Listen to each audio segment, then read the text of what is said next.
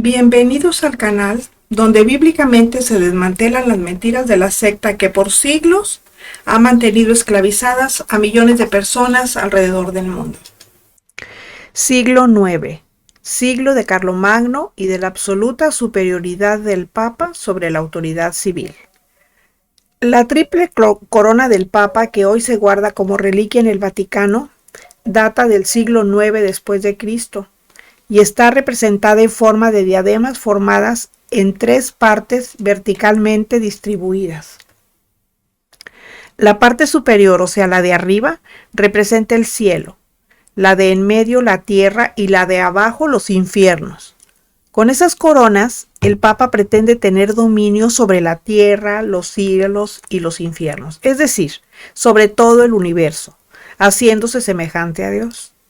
Esa triple corona se observa en el escudo del Vaticano y junto con ella aparecen las fotografías o retratos de varios papas.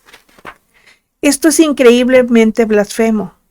Algunos dicen que esa corona tiene grabada en la parte que cubre la frente del Papa la siguiente inscripción: Vicarius Filii Dei, que significa representante del Hijo de Dios, o sea, de Cristo.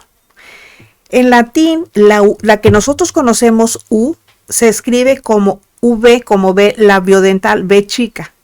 En esas tres palabras en latín, las letras V, la I, la C, la L y la D son números romanos que representan 5, 1, 100, 50 y 500, que sumándolos dan un total de 666. Ese es número del anticristo que identifica a la bestia en el capítulo 13 de Apocalipsis. Vicarius Filii Dei, eso es lo que significa, más claro ni el agua. ¿Por qué? Porque la V tiene un número 5, más 1 de la I, más 100 de la C, más 1 de la 5, nos da igual a 112 en Vicarius.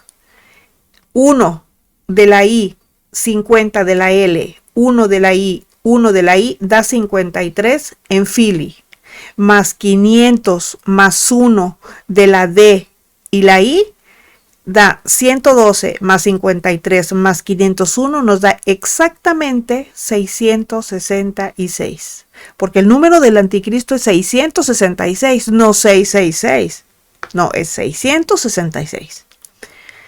James Harvey Robinson, en el capítulo 16 de su historia, al igual que otros historiadores, da fe de que en el siglo IX y la época que siguió a Carlomagno, toda persona tenía obligación de pertenecer al catolicismo romano.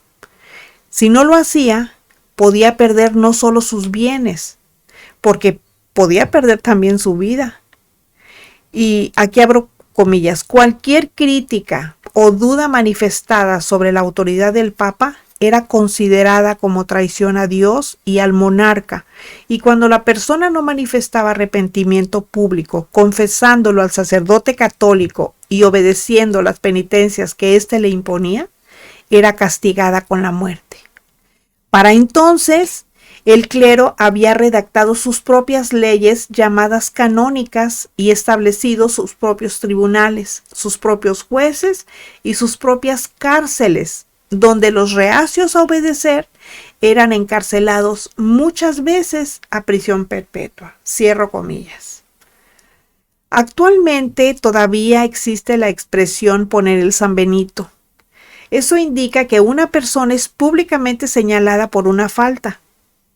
En ese entonces la palabra San Benito significaba saco bendito. Más adelante en la Inquisición, todas las personas que no mostraban arrepentimiento por criticar el estado de injusticia eran ejecutadas. Pero para que su nombre fuera colocado en una lista de penitentes en lugares visibles de los templos católicos y condenados a llevar esa señal ridícula del San Benito, señalando su falta, tenían que arrepentirse ante el falso representante de Cristo, el sacerdote católico, quien era agente del Papa por antonomasia. O sea, decías sacerdote y ya estabas diciendo que era un agente del Papa.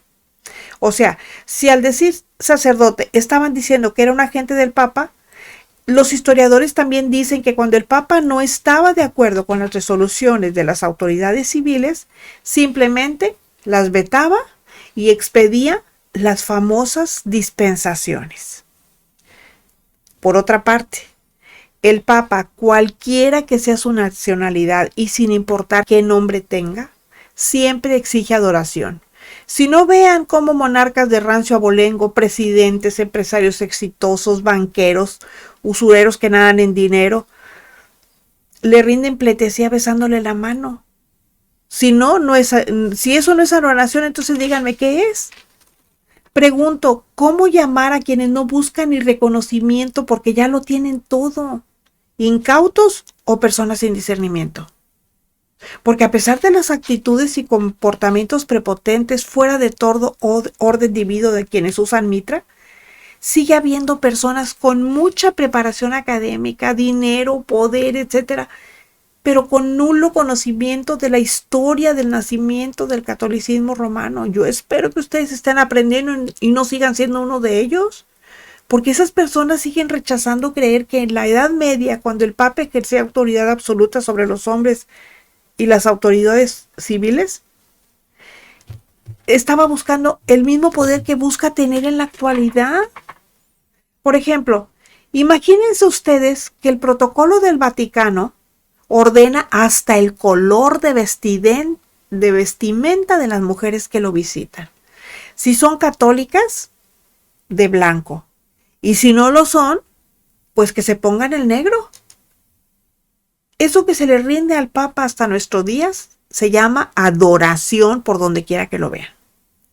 Y no solo la muestran las autoridades eclesiales, o sea, la gente de la iglesia, todos aquellos a quienes les permite que lo vayan a visitar. Ah, por cierto, el tiempo cuenta para él, es oro perdido. Y les da unos cuantos minutos y digan que tuvieron el privilegio de visitar al santo, entre comillas, Padre. Si no saben lo que significa adoración, significa lo mismo que antes. Adoración es el acto de reverencia, amor, servicio y devoción profunda que se le debe solamente a Dios. Pero ¿qué pasa? Los papas la piden porque se sienten Dios. Es más, ya ni la piden, ya dan por sentado que voluntariamente se le van a ofrecer. Dan por sentado que voluntariamente van a agachar la cabeza. Pero para que esos idólatras que lo veneran tanto sepan, escuchen lo que dijo nuestro Señor Jesucristo en Lucas 4:8. Vete de mí, Satanás, porque escrito está, al Señor tu Dios adorarás y a Él solo servirás. Algo más que narran los historiadores es que en la época posterior a Carlomagno, el Papa y sus jerarcas podían hacer y deshacer tradiciones de la misma iglesia por viejas que fueran.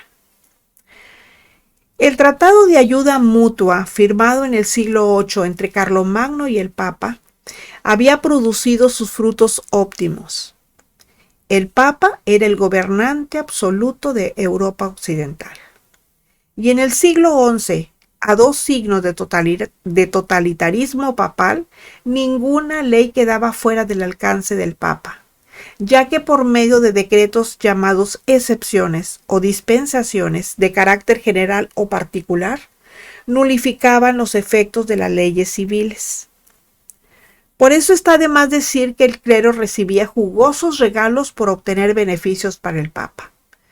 Así pues, cada vez que una persona con dinero solicitaba del Papa o los obispos influyentes una de estas dispensaciones, las leyes civiles quedaban absolutamente sin efecto. Los monarcas civiles ya no podían gobernar porque todo lo que decían, no decían o hacían tenía que ser del agrado del Papa. Y si no querían verse privados de su poder o de su misma vida a través de agentes secretos, cuando el Papa les sugería, entre comillas, hacer algo, tenían que obedecer a pie juntillas lo que él dijera. Igual sucedió cuando el rey de Polonia expidió un decreto en contra de los cristianos evangélicos seguidores de Juan Hus. La historia cuenta de esos siglos de terror que siguieron a la imposición forzada del catolicismo romano, resultado de la alianza de mutua, entre comillas, ayuda entre Carlomagno y el Papa León III donde millones de fieles cristianos, a quienes llamaron herejes, hoy, eufemísticamente hermanos separados, cayeron víctimas del terror y de la red de espionaje de los servidores del Papa o sacerdocio católico romano. Se sabe que en esa época de terror, cualquier persona dentro de un proceso civil o penal podía apelar en cualquier momento del juicio ante los tribunales eclesiásticos dispersados por toda Europa occidental y luego ante el tribunal de segunda instancia. La oportunidad de presentar falsos testigos diciendo que su adversario era hereje, eso no solamente inclinaba la balanza de la justicia a su favor, sino que recibía el aplauso del clero y la ruina moral y económica del supuesto hereje. Dentro del proceso civil, se apelaba directamente a los tribunales eclesiásticos de la ciudad de Roma, muchas veces a cientos de kilómetros de distancia. Lógicamente, en esos casos, el más rico, que podía ir y aportar pruebas, la mayoría de las veces falsas, era quien lograba la resolución a su favor. Esa era la justicia, entre comillas, que imponía el clero durante la época de absoluta supremacía papal y que puede volver a reinar en el mundo si el catolicismo romano gana simpatizantes que está buscando a través del falso ecumenismo la simulada hermandad universal. Quienes durante la Edad Media se veían favorecidos por sentencias amañadas, buscaban calmar su conciencia haciendo generosos obsequios al clero, a los otros Cristos, como lo hacen muchos millonarios, políticos y poderosos hasta hoy. No hay ninguna diferencia. ¿Y saben por qué? Porque ni en la época de Carlomagno ni nunca en esta tierra podrá haber justicia real. Porque la justicia real, como la entiende el clero, ha sido implantada por personas que pretenden ser otros Cristos, que buscan dominar el mundo, buscando, como dice Mateo 24:24, engañando de ser posible a los mismos escogidos. Y porque la justicia es un atributo de Dios que ellos no podrán tener jamás. Como consecuencia de la justicia amañada que impartía el clero, la falsa clase sacerdotal ideada por el obispo Gregorio I en el 590 de la Edad Media, imperó un ambiente de terror donde los pobres se hicieron más pobres y los clérigos ricos se hicieron más ricos. Ellos, que eran los encargados de administrar justicia, se enriquecieron a manos llenas. Y en los lugares donde predominaba el catolicismo romano, quien quedaba bien con el Papa, la pasaba mejor. En contraste, los hambrientos y sedientos de justicia, los verdaderos cristianos, eran y siguen siendo, como Pablo dice, la escoria del mundo y el desecho de las gentes, alimentando su espíritu con las promesas de las bienaventuranzas de Mateo 5. Nihil obstat, nada obstaculiza o nada se interpone en el camino. Veamos la reacción del papado a la divulgación escrita de las verdades de la Biblia. 2 siglos después de que Carlomagno forzadamente impuso el catolicismo romano en el siglo IX y en pleno apogeo del abuso, la injusticia y la inmoralidad social, los laicos, ya sabemos que los laicos eran el pueblo simple, llano, sin cargos en la Iglesia Católica, buscaron la verdad del cristianismo en su única fuente, la Biblia o Escritura. Y aún los mismos sacerdotes católicos confundidos descubrieron estar engañados y engañando a otros, porque ellos encontraron la verdad en la Biblia, colgaron los hábitos y unidos a grupos evangélicos, comprobaron la verdad expresada por Cristo cuando dijo: buscad y hallaréis, y conoceréis la verdad, y la verdad os hará libres. En el siglo XI, y conscientes de su responsabilidad cristiana, tanto cristianos nacidos de padres evangélicos como los recién convertidos de padres aún católicos romanos, predicaron el evangelio por todos los medios a su alcance, siendo la forma más efectiva hacerlo por escrito. Pues aunque a ellos los desaparecieran, sus escritos seguirían circulando, y eso provocó la ira del Papa y su falso sacerdotado, porque mientras más se prohibía la lectura de la palabra publicada, más se despertaba el interés por conocer su contenido. Los manuscritos de esa época, que aunque no había imprenta, circulaban celosamente de mano en mano. Fue después de 1183, durante la Inquisición desatada, donde el Papa y su falsa clase sacerdotal, para evitar mancharse las manos, entre comillas, como si eso no fuera así, entregaban a los herejes, o sea, a las personas que pensaban diferentes a ellos, para que fueran ejecutados en manos de verdugos civiles. El mismo Tribunal del Santo Oficio, otro nombre para Santa Inquisición, ordenó quemar todos los escritos, siendo absoluto culpable de que no se conozca más sobre la época. Sin embargo, lo que no sabía el Santo Oficio es que aunque les quitaran la vida a los hombres y quemaran los libros, jamás pudieron desaparecer la palabra de Dios, como dice Lucas 21:33 en su parte B. Pero mis palabras no pasarán. Los únicos manuscritos que se han guardado en los conventos católicos son solamente los que se acomodan con el catolicismo romano. Qué casualidad, ¿verdad? Aunque por supuesto, gracias a su gran diseminación y que ha sido imposible evitar su circulación, hay entre muchos otros escritos los de los padres de la fe como San Agustín.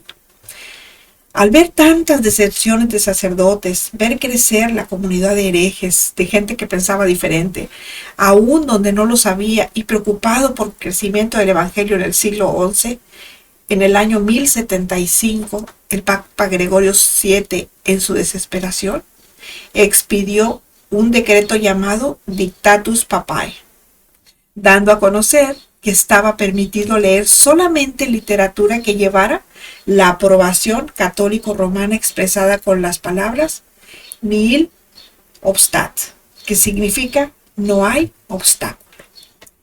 El nihil obstat ha sido desde su nacimiento y hasta la fecha otra fuente más de ganancia económica, pues si alguien quería ver que al principio de su libro aparezcan las palabras nihil obstat, debe pagar a las arcas del clero los derechos correspondientes.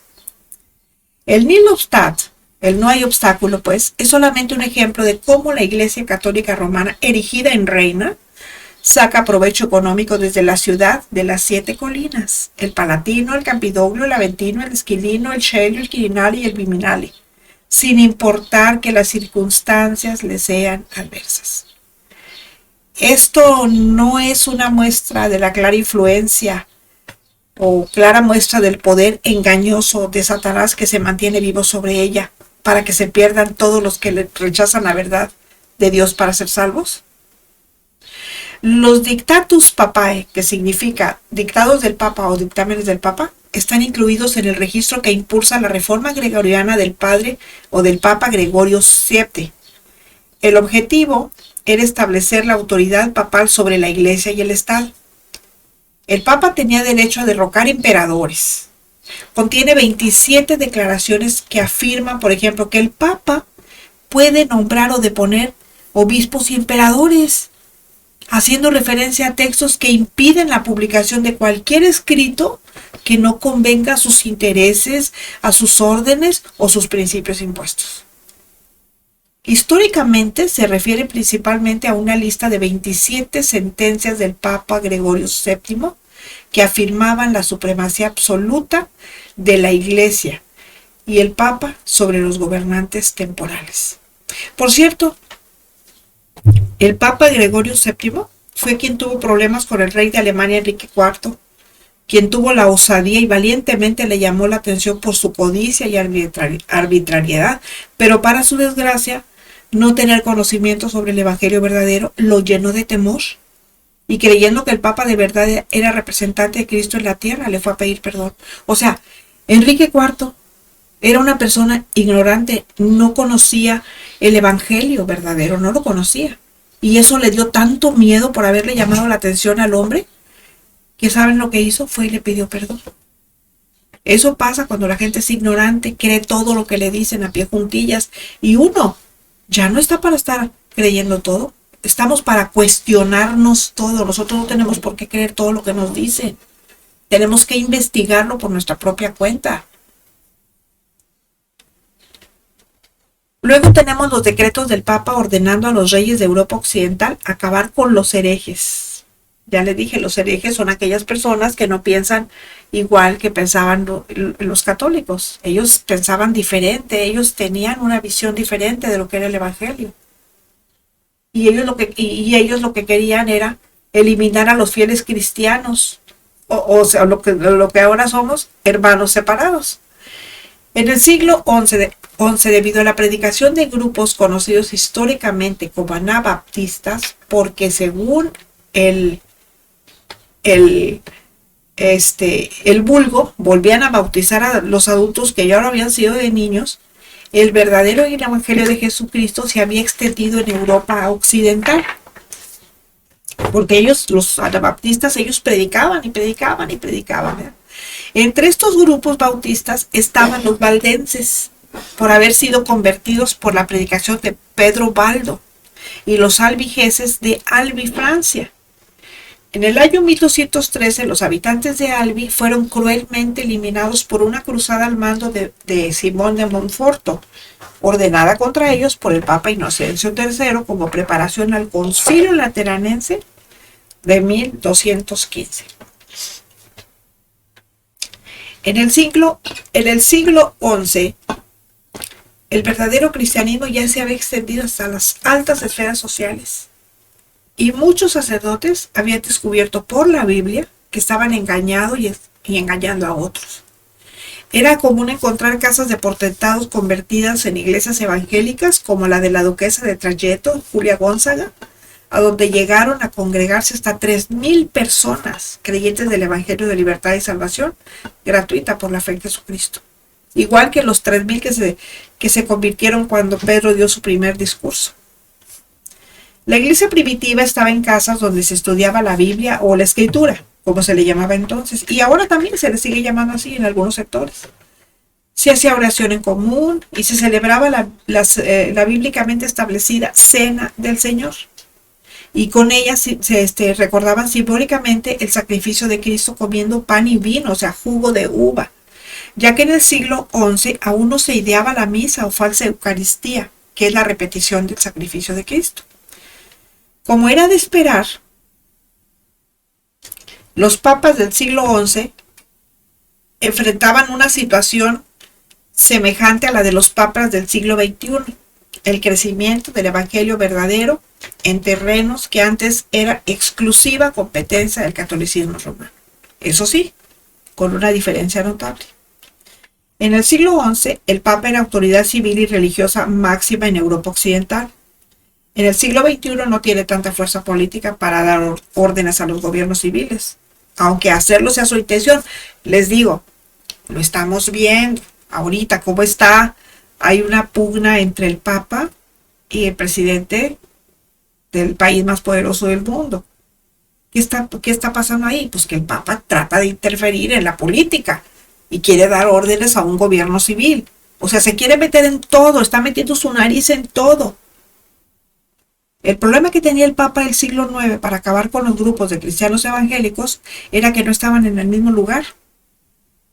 Y no podía. Ahora sí se puede hacer todo eso. ¿Por qué? Pues porque hay muchos medios para hacerlo. Y eliminarlos de una región significaba encender el fuego del evangelio. No obstante, el Papa Inocencio III corrió el riesgo y arrasó con pueblos enteros de cristianos evangélicos, como en el caso de Albi, Francia. Sin embargo, además de poder religioso, tenía mucha fuerza política.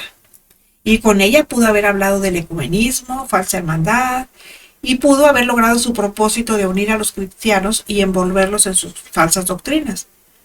Pero el Papa del siglo XI era todopoderoso y sus órdenes eran obedecidas por los monarcas, quienes sabían que desobedecer al Papa significaba su destitución, su ruina y hasta su propia muerte. O sea que muchos de los que están ahorita sentados en el trono lo están por miedo de sus antecesores a que les fuera arrebatado todo lo que tenían. Por eso están ahí, no porque hayan sido electos por el pueblo. Yo no entiendo cómo en la ilustrada Europa sigan permitiéndose llamarse súbditos y les guste llamarse súbditos. O sea, no lo entiendo, pero bueno, en fin. Lavar conciencias a través del confesionario era labor del Papa, y en el siglo XI se puso en práctica la confesión, empezando con los reyes y gobernantes civiles para obtener decretos contra los cristianos, haciéndoles creer que no castigar a los herejes hoy hermanos separados, sería la ruina de sus gobiernos. Les digo, o sea, fue por miedo. Es por miedo que los que están ahorita siguen ahí, porque sus antepasados tuvieron miedo a perder sus privilegios y perder todo lo que tenían. Hay un decreto de persecución contra cristianos emitido por el rey de Inglaterra a pedido del Papa diciendo: ordeno a Enrique II, entre comillas, que nadie debe transportar o dar facilidades de instalarse y hacer vida en Inglaterra a ninguno de los predicadores laicos, y que cualquier casa donde se les reciba será quemada. Esto está citado en el libro Historia de Europa Occidental, en la página 222. Otro decreto de persecución del rey de Aragón, a pedido del Papa, dice, entre comillas: cualquiera que escuche la predicación de los laicos o les dé alimentos será tratado como traidor y sus bienes serán confiscados por el Estado. Sépase que si alguna persona noble o plebeya descubre en nuestros reinos a alguno de esos herejes y lo elimina, mutila o le despoja de sus bienes, merecerá nuestra gracia. Pero si no le causa ningún daño, entonces sufrirá castigo del gobierno. Ese fue el rey Fernando de Aragón, esposo de Isabel la Católica. Vean su historia para que se den cuenta. Desatar la violencia social, la desaparición, acabar con los cristianos seguidores de la Biblia, etc., fue lo que hicieron los papas del siglo XI con los reyes de la tierra a través de la policía secreta, los que detrás del confesionario fungían como sacerdotes. Esos ensotanados vestidos de negro, esos eran la policía secreta del Papa.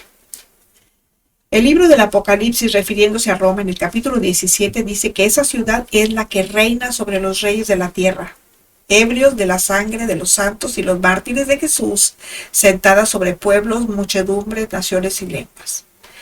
Y luego en el capítulo 18:4 dice así: salgan de ella, pueblo mío, para que no sean partícipes de sus pecados ni reciban la parte de sus plagas. O sea, esto está más claro que cualquiera que lo lea, aunque no conozca de la palabra, se va a dar cuenta de lo que se está tratando. Porque díganme, ¿qué iglesia está sobre los reyes de la tierra? ¿Qué iglesia ha traficado con todos los gobiernos del mundo? Pues la única, la Iglesia Católica. ¿Y qué les dice el Señor? Dice: salgan del catolicismo romano.